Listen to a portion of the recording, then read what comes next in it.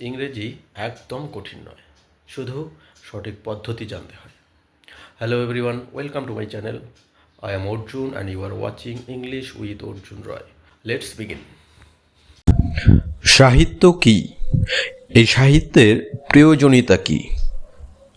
সাহিত্য শব্দটি এসেছে সংস্কৃত শব্দ সহিত থেকে।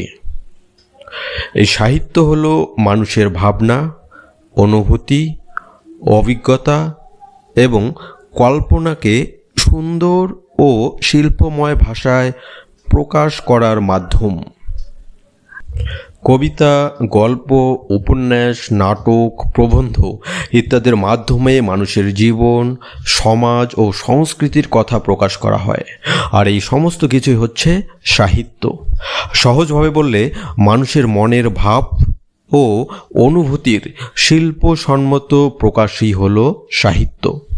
এবারে আমরা দেখব এই সাহিত্যের প্রয়োজনীয়তা কি। সাহিত্যের গুরুত্ব বা প্রয়োজনীয়তা অনেক।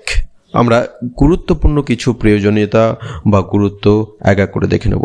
প্রথমেই নাম্বার 1, জ্ঞান বৃদ্ধি করে। সাহিত্য পড়লে মানুষের জ্ঞান এবং অভিজ্ঞতা বাড়ে। 2 নম্বর, মানসিক বিকাশ ঘটায়। সাহিত্য মানুষের চিন্তাভাবনা এবং কল্পনা শক্তিকে উন্নত করে। নাম্বার 3, নৈতিক শিক্ষা দেয়। সাহিত্য মানুষকে নৈতিক শিক্ষা দেয়। গল্প, উপন্যাস বা কবিতার মাধ্যমে মানুষ ভালো মন্দের শিক্ষা লাভ করে। নাম্বার 4, সমাজ ও সংস্কৃতিকে তুলে ধরে। সাহিত্যের মাধ্যমে একটি জাতির ইতিহাস, সমাজ ও সংস্কৃতি জানা যায়। নাম্বার 5, মানসিক আনন্দ দেয়।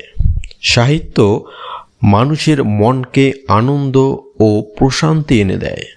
অর্থাৎ সংক্ষেপে যদি বলা যায় তাহলে বলতে হয় সাহিত্য মানুষের জ্ঞান, চিন্তা, নৈতিকতা ও মানসিক আনন্দ বৃদ্ধিতে গুরুত্বপূর্ণ ভূমিকা পালন করে।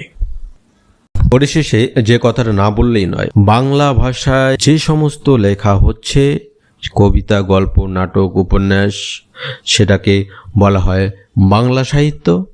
ঠিক একইভাবে ইংরেজি ভাষায় রচিত নাটক, উপন্যাস, ড্রামা, কবিতা, গল্প ইত্যাদি ইংরেজি ভাষায় রচিত এই সমস্ত কিছুকে বলা হচ্ছে ইংরেজি সাহিত্য বা ইংলিশ লিটারেচার। আজকে এতটুকুই। খুব তাড়াতাড়ি আবারও নতুন ভিডিওতে দেখা হচ্ছে। ততক্ষণ take care, tata, bye, thank you.